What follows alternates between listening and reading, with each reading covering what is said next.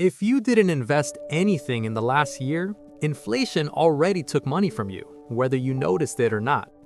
And if you're watching this video because you still haven't started, that's not a coincidence. That's the reason you're behind. Most people don't want to admit this, but in finance, doing nothing is still a decision, and it's usually the most expensive one. Your money sits in a bank account, you feel safe, but the math is quietly working against you. And here's something worth noticing. People who are building their future rarely talk about it, and people who aren't always have explanations. This isn't about the market, it's not about timing. It's about the fact that you haven't taken the first step.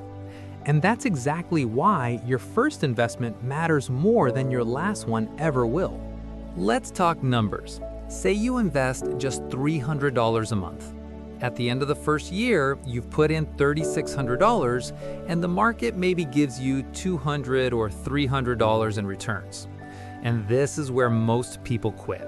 They look at the effort and compare it to the result, and it feels pointless. But the problem isn't the return. The problem is where you're judging from. Your first investment doesn't pay you in money, it pays you in time. And time is the most valuable asset in finance. People who expect results from their first investment never make it to their last one. That's why starters eventually optimize, and optimizers never actually start. Here's the truth about compound interest. It doesn't feel slow in the beginning. It is slow. At $10,000, a 10% return is just $1,000. No excitement, no motivation. That's why people say investing doesn't work. But the math doesn't change. Only the base does. At $100,000, that same 10% becomes $10,000. And suddenly, for the first time, you feel your money working. There's no magic moment, no secret trick. The only difference is that you survived the slow phase. And that's why the first investment is both the hardest and the most important. If you never cross the slow phase, the fast phase never shows up. Something interesting happens after your first real investment. You stop thinking like someone who's about to start. You start thinking like someone who's already in the game. The market stops feeling like theory. Losses stop being scary headlines.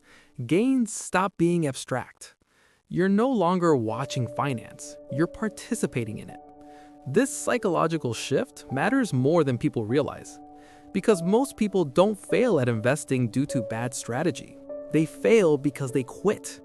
And once you see yourself as someone who invests, quitting becomes much harder. That identity starts with one action. Not a perfect one, just a real one. There are two types of people in finance: starters and optimizers. Starters take imperfect action. Optimizers wait for perfect conditions. Starters learn by being in the market. Optimizers stay stuck in research. Starters get momentum. Optimizers get opinions. And here's the uncomfortable truth. Optimization feels productive, but it often hides fear.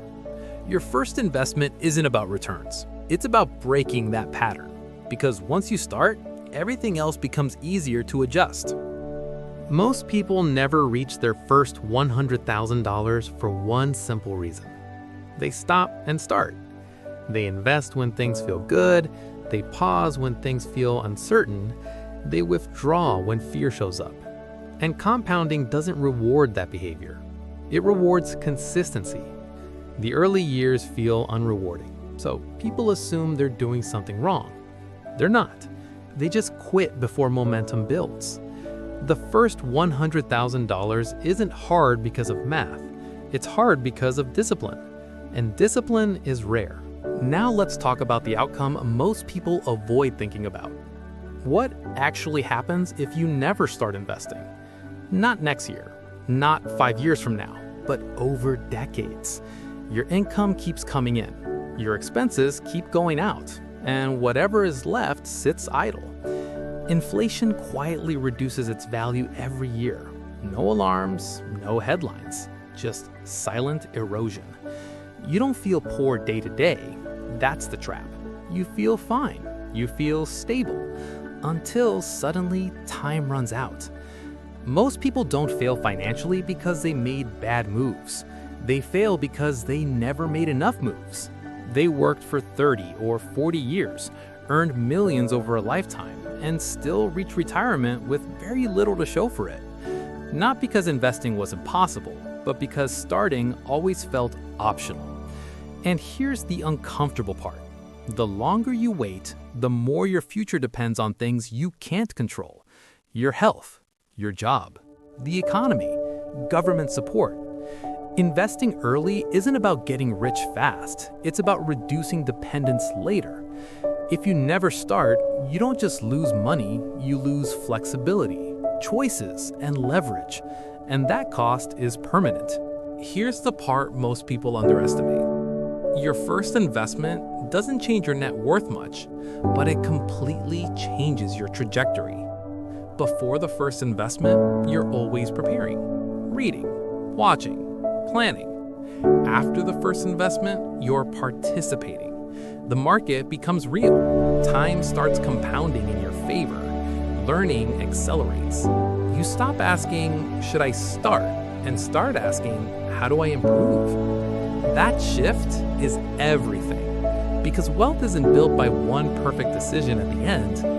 It's built by a long chain of imperfect decisions that only start after the first one. Your last investment is just an adjustment. Your first investment is a transformation. It's the moment you stop being a spectator and start being a participant. And once you cross that line, every year matters more. Every dollar works harder. Every mistake teaches faster. That's why the first investment is more important than the last. Not because it makes you wealthy overnight, but because it makes wealth building inevitable if you stay in the game.